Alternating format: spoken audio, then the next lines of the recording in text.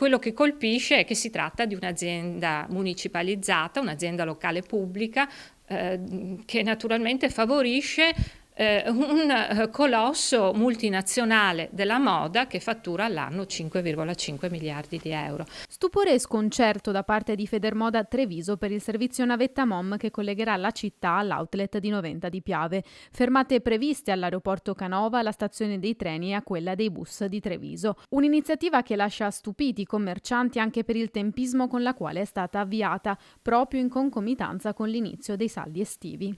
Non entriamo nelle polemiche, delle varie associazioni trevigiane con l'assessore Vettoretti. Preferiremmo ci fossero attività di pubblicità, di progettazione, più per i nostri centri storici. Non l'unica polemica a tenere banco tra la categoria dei commercianti in città di Veneto Imprese Unite e Rivivere Treviso, di nuovo sul piede di guerra con l'assessora alle attività produttive Rosanna Vettoretti, accusata, oltre di non aver vigilato abbastanza per la creazione della linea bus diretta alla cittadella dello shopping, anche della mancanza di una linea programmatica per rilanciare il turismo nel centro città. Tregua finita dunque dopo il tavolo con i negozianti dello scorso aprile. Botta e risposta che arrivano proprio alla vigilia dei saldi estivi, in una stagione già compromessa da tanti fattori, primo su tutti il meteo.